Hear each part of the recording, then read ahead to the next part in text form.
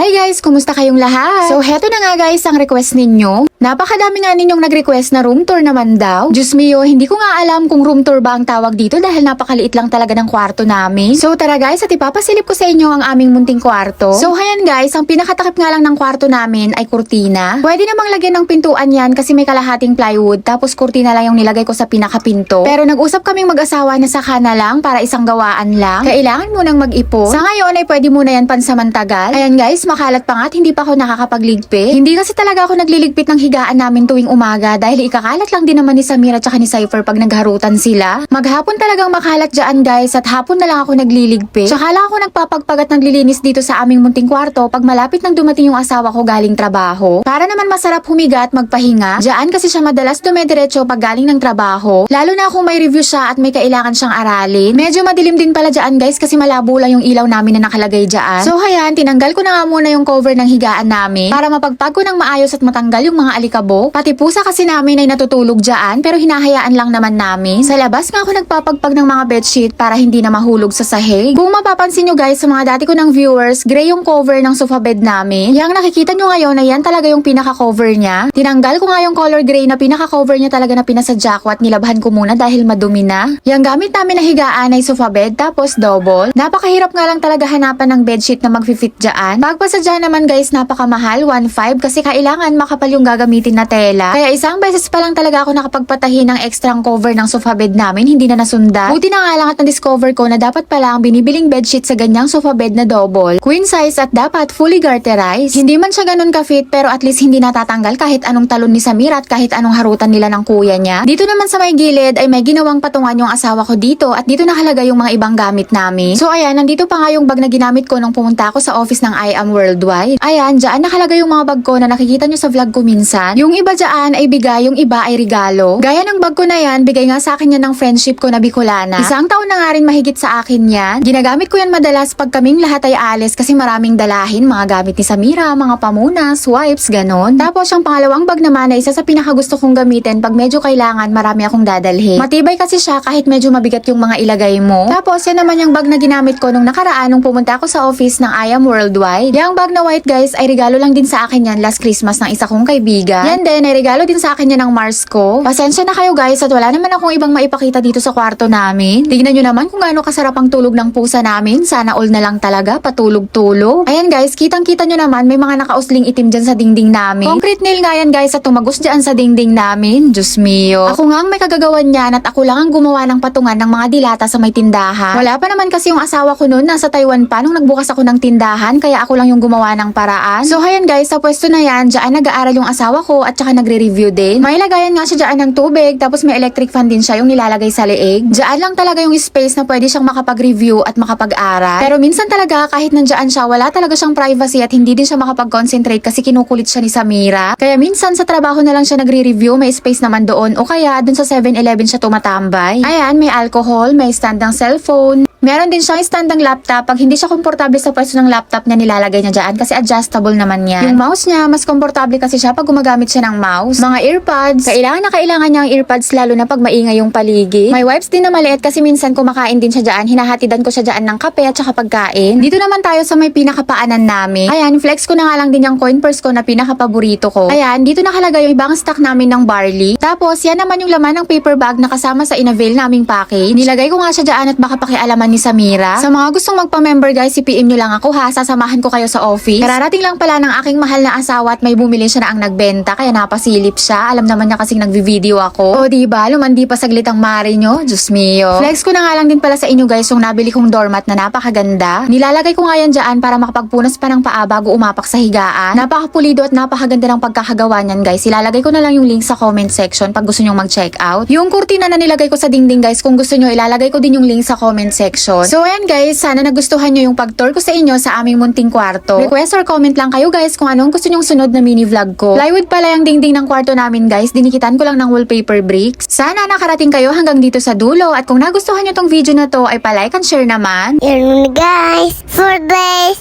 video. John Matt. Bye-bye.